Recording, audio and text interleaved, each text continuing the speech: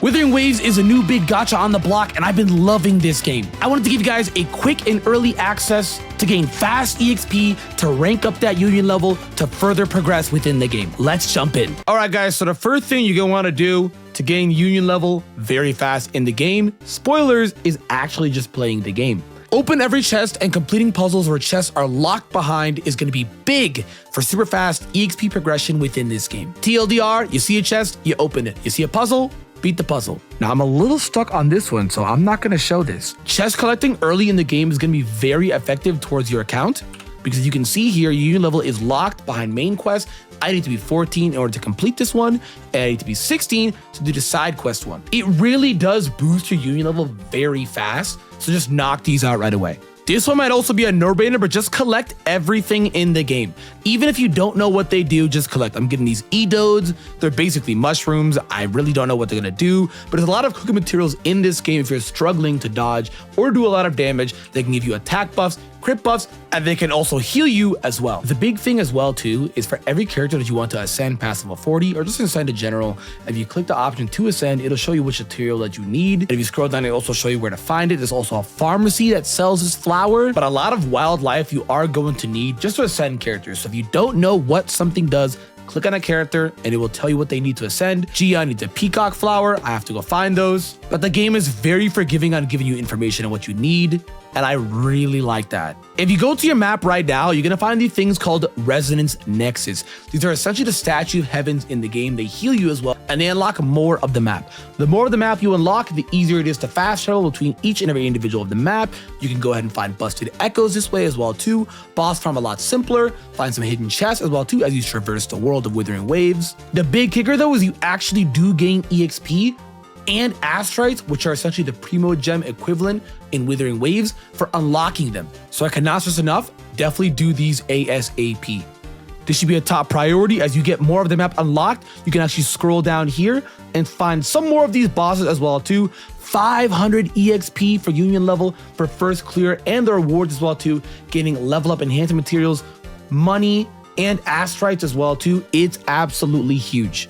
If you zoom in as well too, you'll find these things called resonance beacons. I would also unlock these. You can fast travel to these as well too, and it also does give you EXP. So these are also really important to unlock. On the top of your screen, if you go to your book right here, you're gonna find a thing called milestones. It's very similar to the Genshin guidebook in the early game, where when you knocked all that out, you gain a lot of EXP.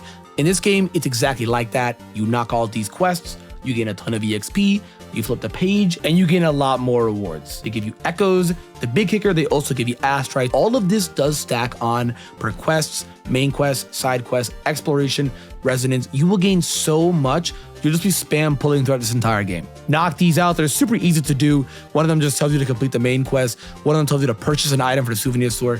If you hit go, it will lead you to it. So right now I'll hit go to it. It will lead me to the nearest store. I can track it as well too, and there's also a beacon where I can just TP to it. It is very simple and effective. Just burn these out and get a lot further between each stage. It'll tell you as well too right here up in the top which one is max per stage.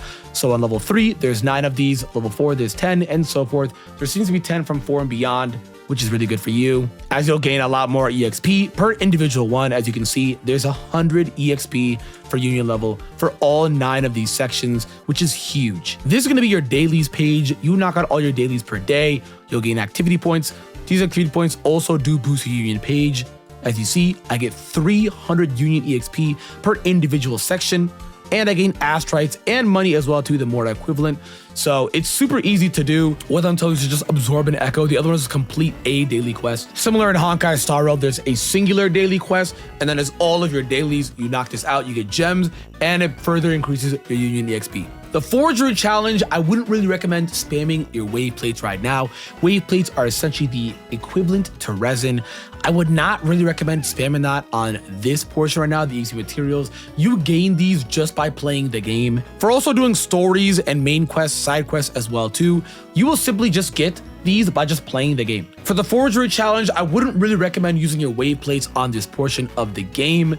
Most of it just gives you shell credits, which is Mora, weapon EXP for your weapons to further ascend them, and resonator EXP. If you absolutely definitely have to do it, then I guess, but I wouldn't really recommend doing this right now early in the game, as you gain most of this stuff by just unlocking things. They're super easy to come by.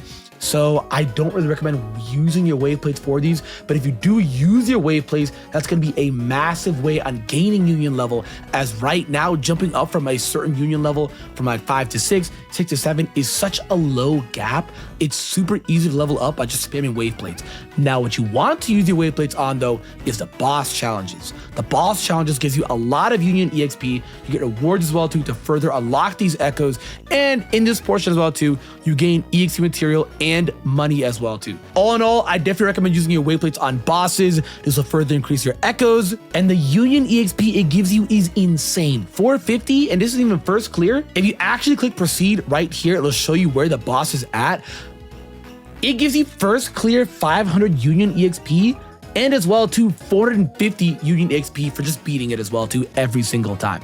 Definitely just do all the bosses and just knock out the first clear rewards. You'll gain so much EXP and it'll stack on, and it's super worth doing it since this is the best value you will get out of your wave plates. The next thing is data banks. You want to level these up super fast, guys. They give you union EXP and astrites, but there's also more. You want to get your data bank to level 15 ASAP, and here's why. You'll get a lot more rare echoes as you do this. The rarer the echo, the better the echo.